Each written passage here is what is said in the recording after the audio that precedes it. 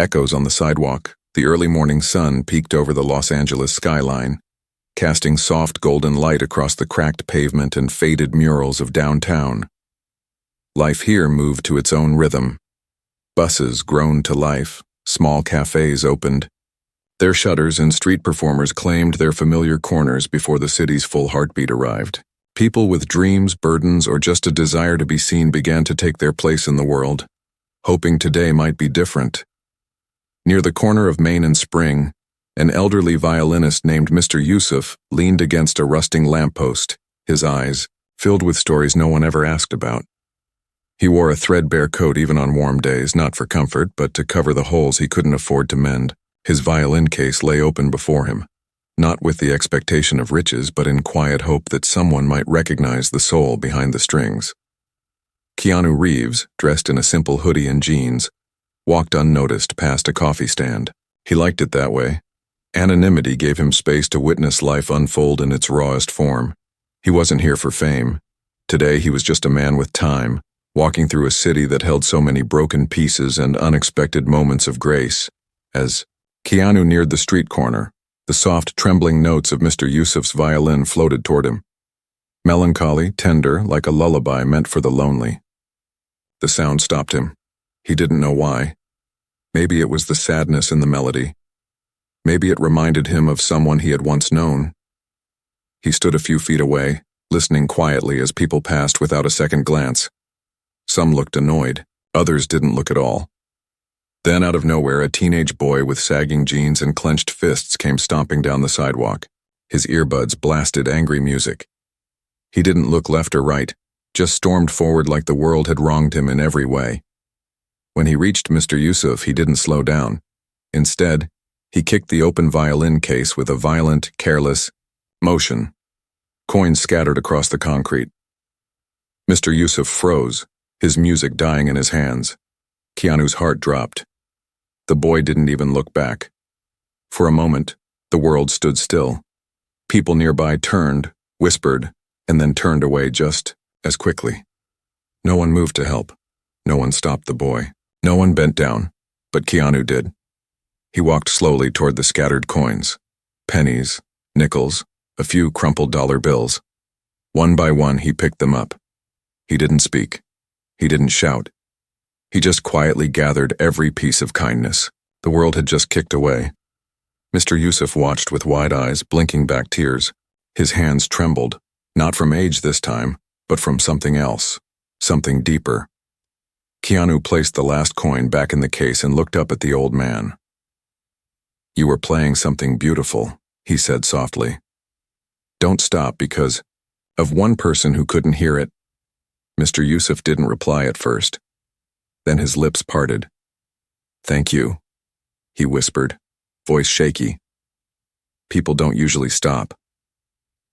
"Maybe they should," Keanu replied. "Maybe that's the problem." The old man's eyes filled again, but this time with something warmer. Not quite joy, not quite peace, but the beginning of it.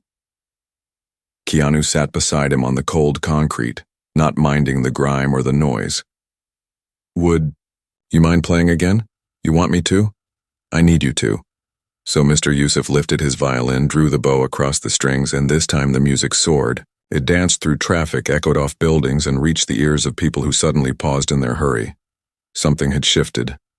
The world, if only for a moment, was listening. And Keanu? He just sat there, hands resting on his knees, eyes closed, letting the music tell its truth.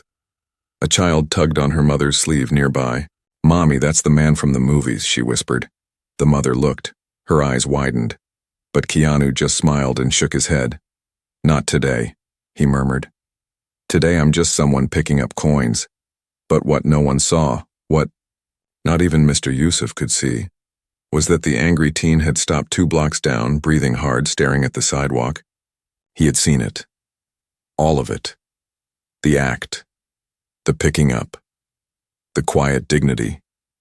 And something inside him cracked, just slightly. He didn't know why it mattered. But it did. He turned around. Not ready to apologize. Not yet. But for the first time in a long time, he felt the weight of his choices. and as the music played on, the city began to notice a new rhythm, one that started with broken coins, and a man who picked them up. The boy behind the anger as the violin cried its melody into the wind. The city kept moving, but something unseen lingered in the air, like a shadow of truth brushing over concrete and steel. Somewhere in that current of sound, footsteps slowed, eyes lifted, and hearts softened. But not all hearts. Not yet. 2 blocks away, the teenage boy, his name was Jordan, stood frozen behind a graffiti-tagged bus stop. His chest rose and fell, with rapid breaths like a runner who had escaped something he didn't understand. But he hadn't escaped. He had only stumbled into silence, and in that silence, the memory of what he'd done played back in painful detail. He didn't know who the man was, just someone in a hoodie picking up coins like it mattered more than pride.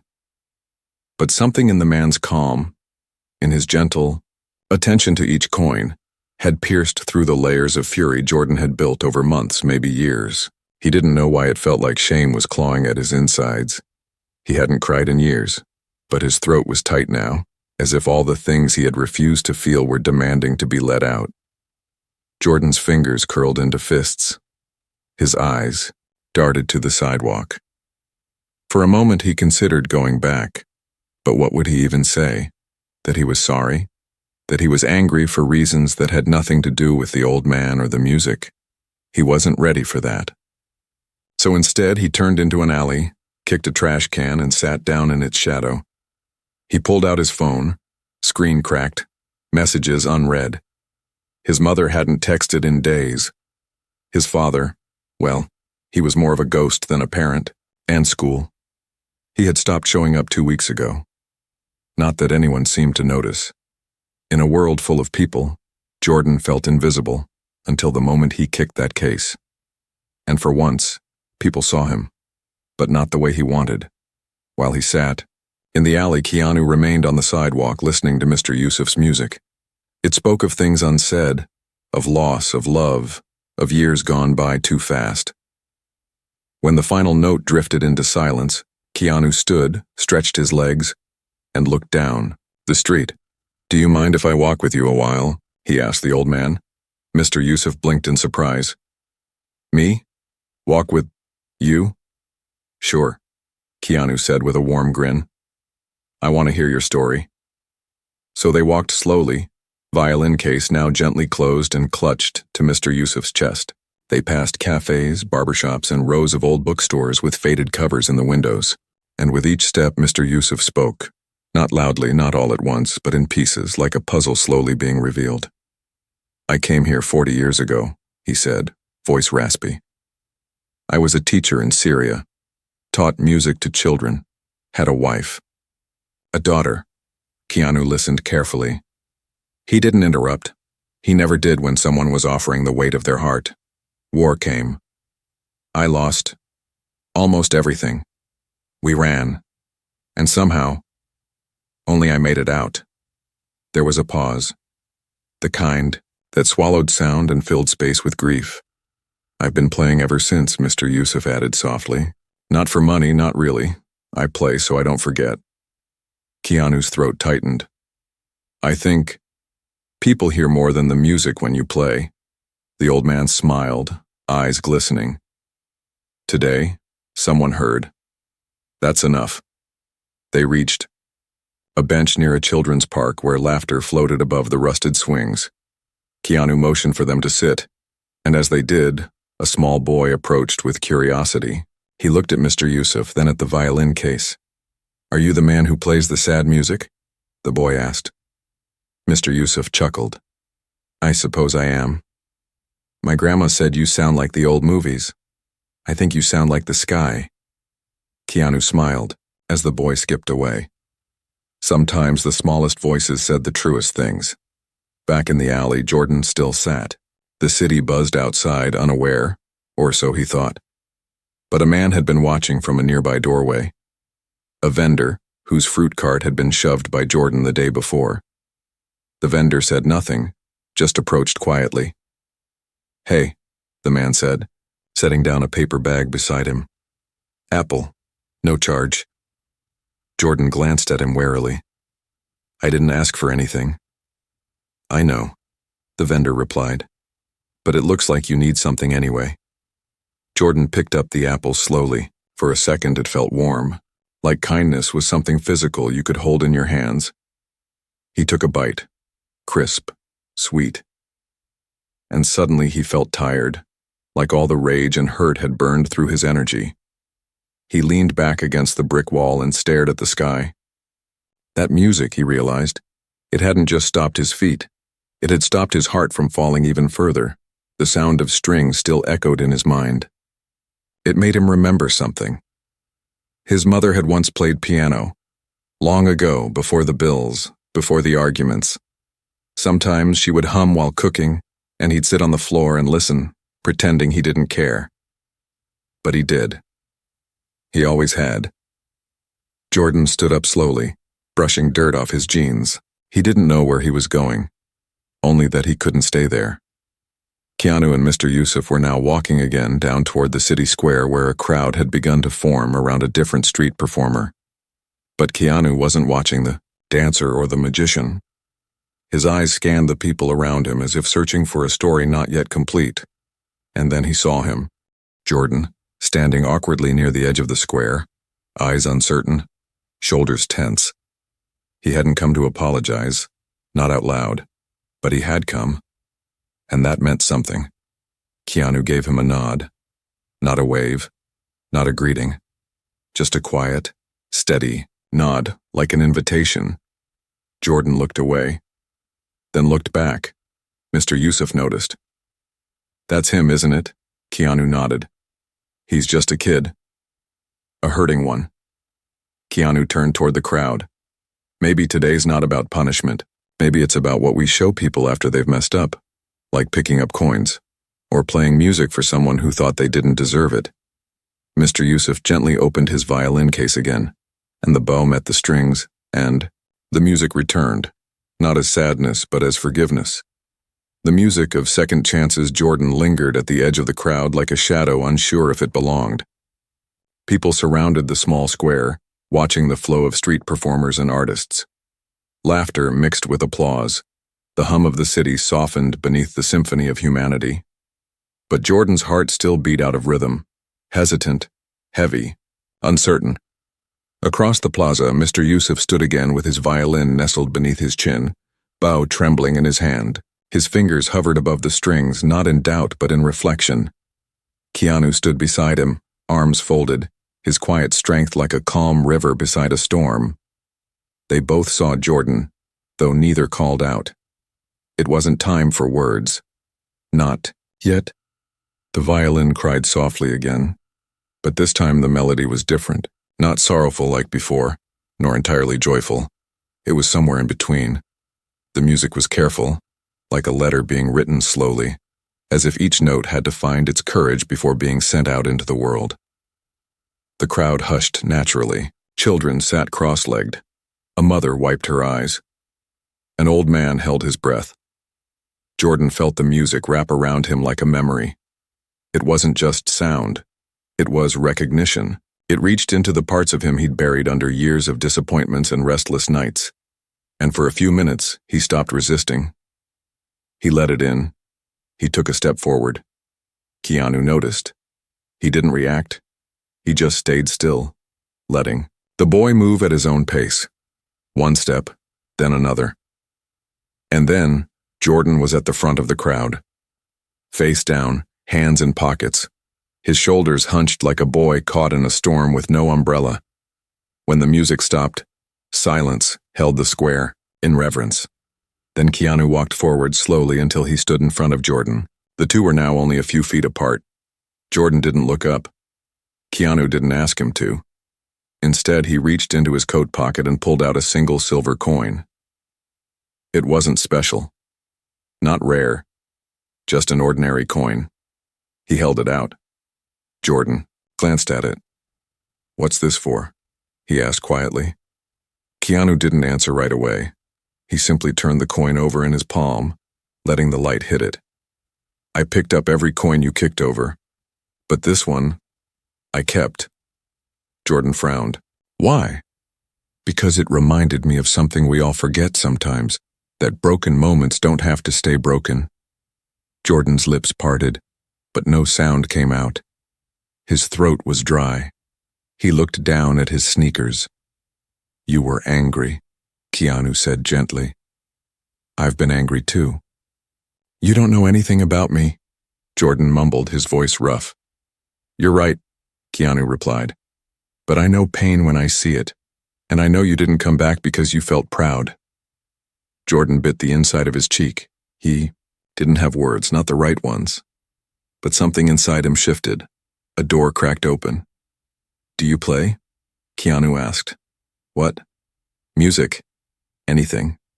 Used to. Piano. A little. My mom taught me. Back when... His voice trailed off. Keanu nodded like he already understood. You want to do something brave? He asked. What kind of something?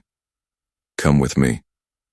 The crowd began to disperse and Mr. Yusuf stepped back, giving a gentle nod as Keanu placed the coin in Jordan's hand. They walked side by side, past the coffee shops, through the alleyways, and down into the quieter parts of the city, where life moved slower and stories breathed in silence. Jordan didn't speak much, but his eyes never left the sidewalk. Keanu didn't push him. He knew silence had its own language. Finally, they reached a small community center with a faded mural of children holding instruments and laughing. Keanu led Jordan inside.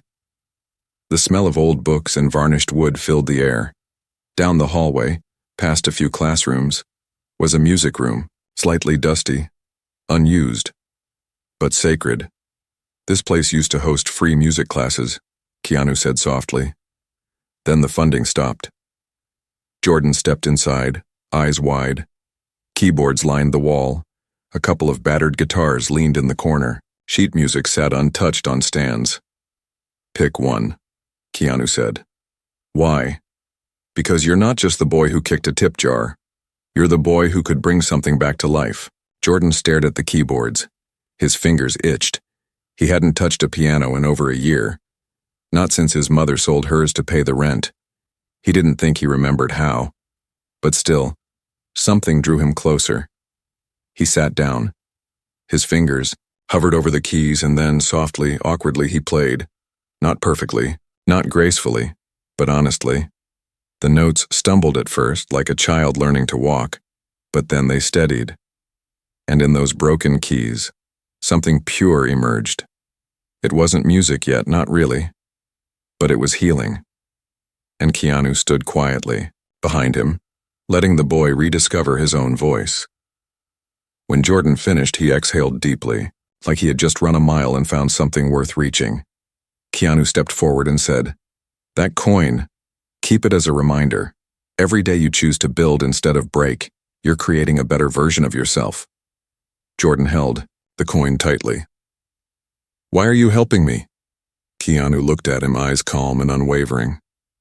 Because someone once helped me, and I never forgot it. In the quiet that followed, Jordan realized that maybe his story wasn't over.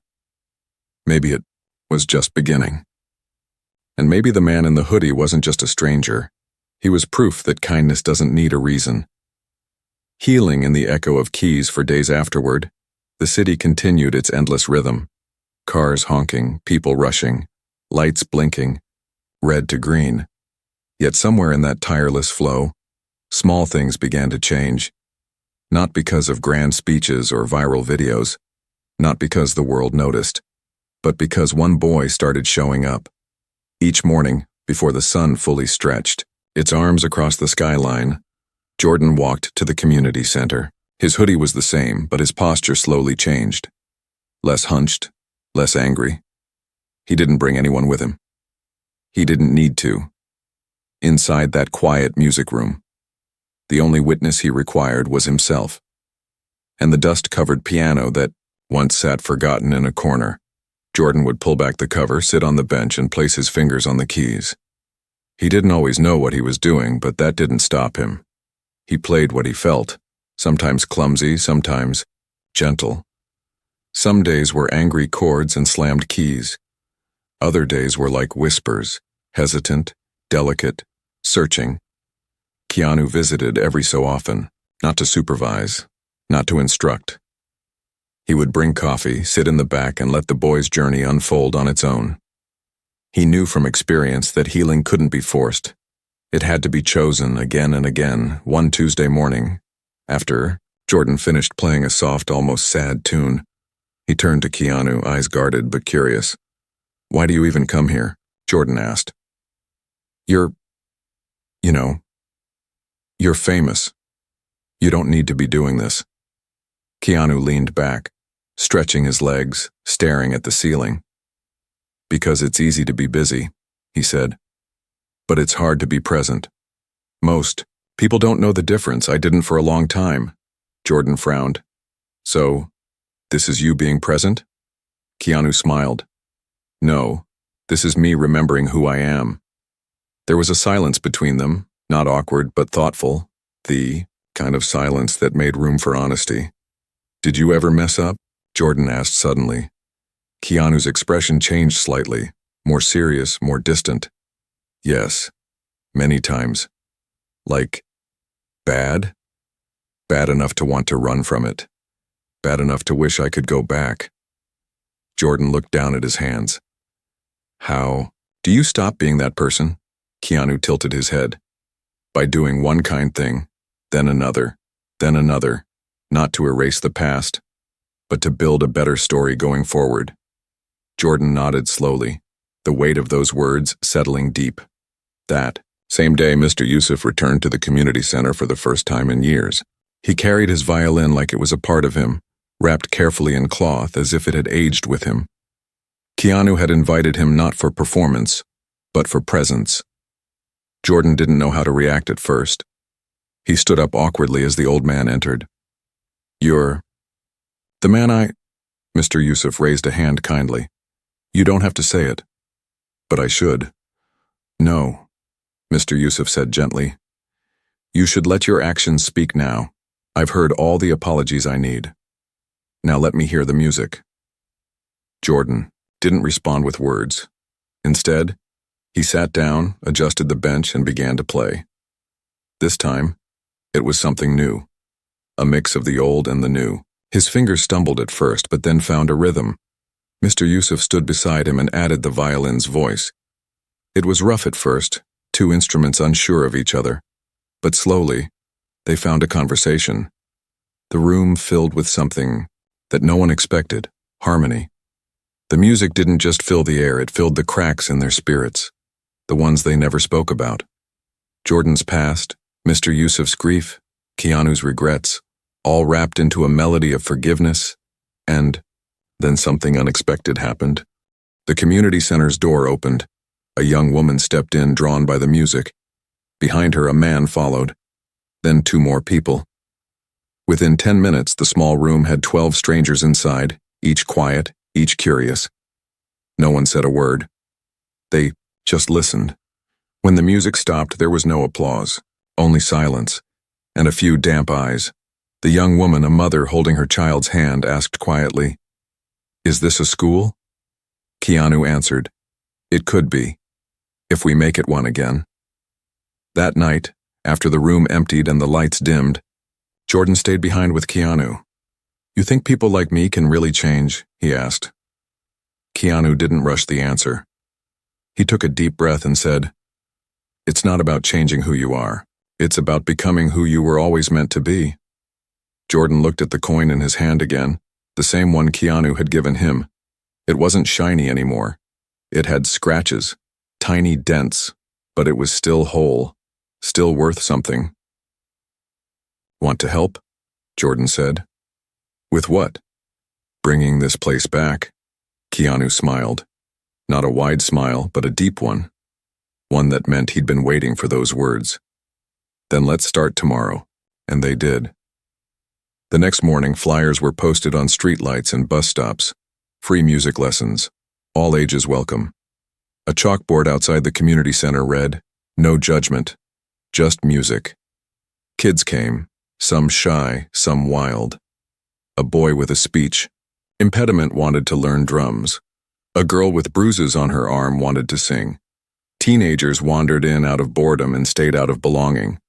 And Jordan, he was there early, cleaning keys, tuning instruments, helping kids figure out notes. He didn't wear a name tag. He didn't want to be called a teacher. But to them, he already was. And somewhere in the back of the room, Keanu watched it all unfold. Not as a star, not as a hero, but as a man who once picked up a coin and found a world waiting to be rebuilt. The sound of rebuilding, weeks passed, and the once forgotten community center began to hum with the sound of life again. Not just from instruments or laughter, but from something deeper, something unspoken yet unmistakable. The kind of energy that only emerges when people start believing in something again. Every hallway, once echoing with emptiness, now breathed. With voices, strings, keys, and the occasional offbeat drum solo from a kid who'd never held sticks before. Jordan stood in the middle of it all, no longer on the outside, no longer invisible.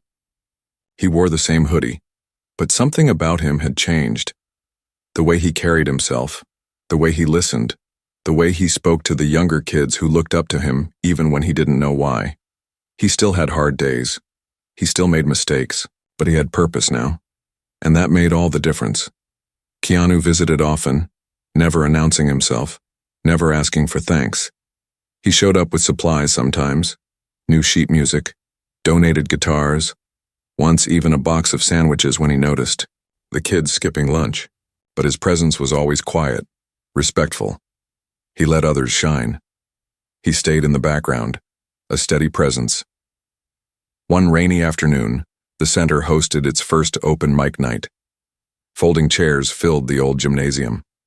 Parents sat with phones, ready to capture blurry but priceless videos. Neighbors brought snacks. Kids scribbled their names on a sign-up sheet with nervous hands and hopeful eyes. Jordan didn't plan to perform. He had told himself he wasn't ready. But as the event unfolded and one child after another took the stage, stuttering through lyrics, laughing through mistakes, finishing to wild cheers, something inside him stirred. Not pressure, not fear. Something gentler. Something that said, "Why not?" As the last scheduled name was called and applause filled the room, Keanu stepped forward and addressed the crowd for the first time. "Before we close," he said softly, "I'd like to ask if there's anyone else who wants to play. Maybe someone who's been working in the shadows. Maybe someone who once thought they didn't belong." His eyes met Jordan's across the room. There was a pause. Then Jordan stood. The room went quiet. He walked slowly to the stage. His hands were trembling, but his back was straight. He sat at the piano without looking at the crowd. He placed the same coin, the one Keanu had once given him, on the edge of the keyboard. And then, without saying a word, he began to play the Music started softly, uncertain like a story being told for the first time, but it grew.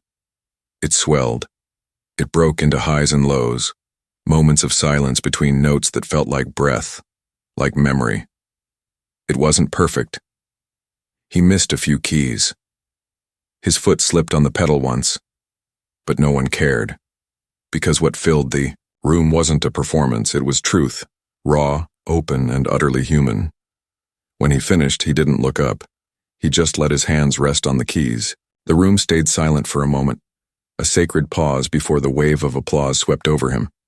He looked toward the back of the room. Keanu was gone, but the coin was still there. After the crowd thinned out and the chairs were stacked, Jordan stood, at the piano alone. His fingers ran over the coin again. "I'm proud of you." The voice came from the doorway. Keanu stepped back inside, his hood pulled low, but his eyes kind.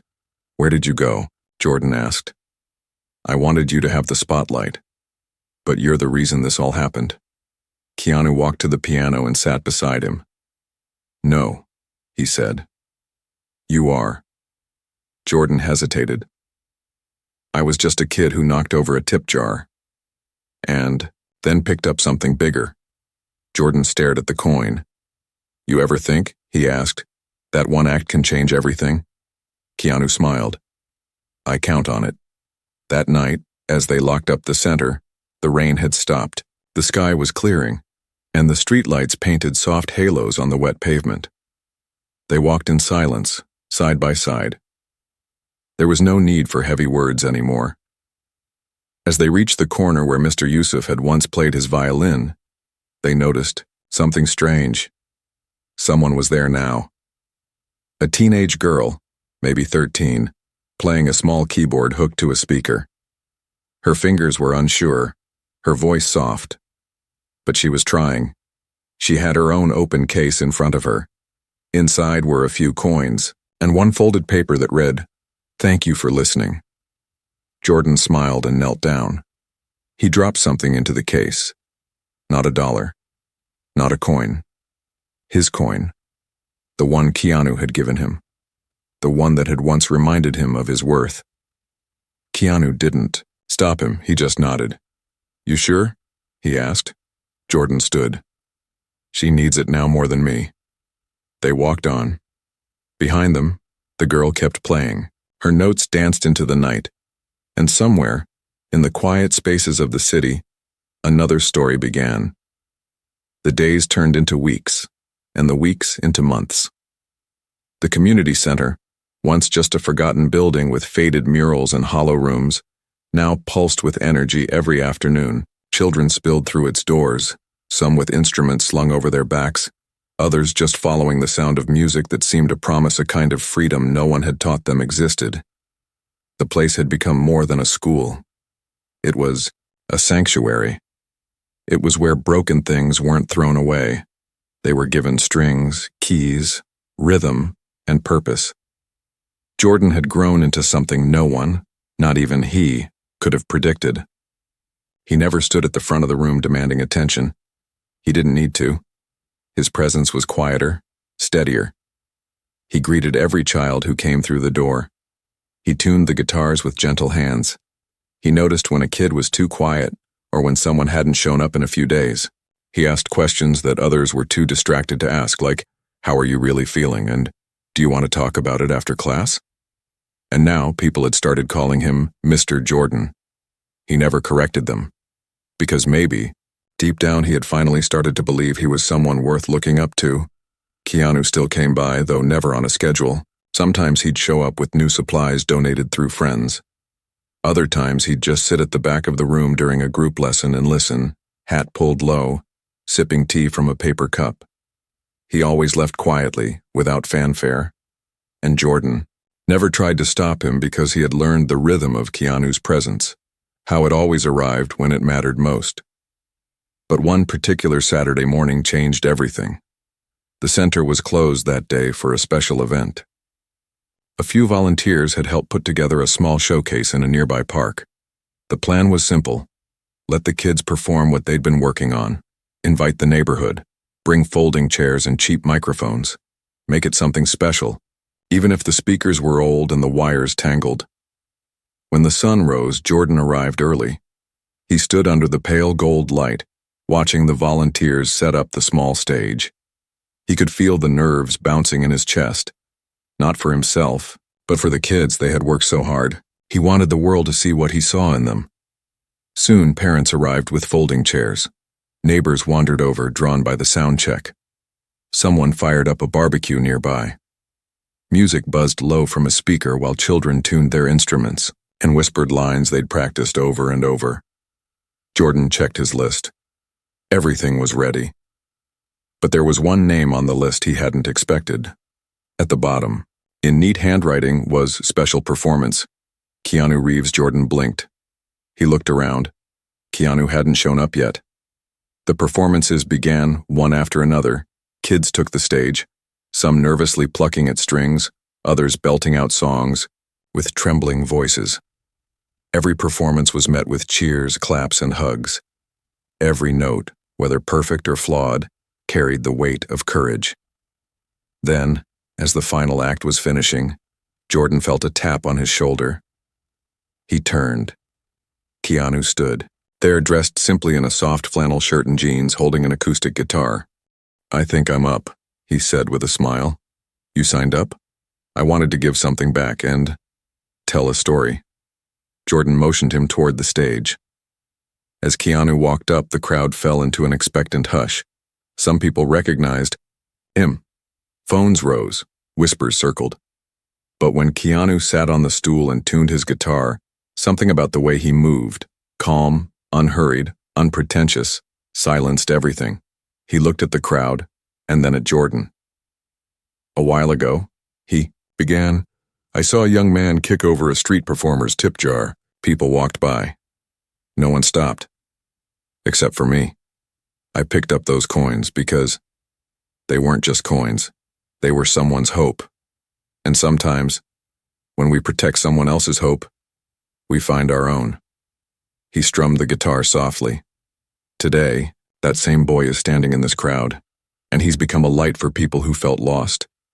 This song is for him, and for all of you who believe that people can change. The chords that followed were gentle and raw, not polished like a studio track, but full of life, mistakes and all. Every line told a story about pain, redemption, choice, and grace. And when Keanu reached the final verse, he stopped playing. He pulled something from his pocket.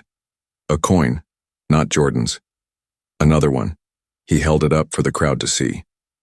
When you believe someone has worth, tell them, even if all you have is a coin and a moment. He stood and walked to Jordan, placing the coin in his hand. Give this to someone else. When it's their time. Jordan swallowed hard, nodding. I will. As the crowd erupted in applause, Keanu stepped off stage, disappearing into the cheers. Jordan stood still, staring down at the coin. He could almost hear the first note of Mr. Yusuf's violin again. That was where this all started. With a tip jar, a coin, and a moment later that evening, as the sun dipped behind the rooftops, Jordan returned to the community center to clean up. The rooms were quiet again, the chairs were stacked, the pianos covered, but the spirit of what had happened lingered in the air like music that never truly ends. A knock came at the door. He opened it to find a young boy, maybe 10, with messy hair and tired eyes. He held a toy keyboard under one arm and looked terrified. Is this the music place?" he asked. Jordan smiled and stepped aside. "It is now." As he led the boy inside, he thought about the coin in his pocket. He wouldn't give it away yet. Not today, but soon, because he knew now, when the time was right. One simple act could change a life. And just like that, the music continued.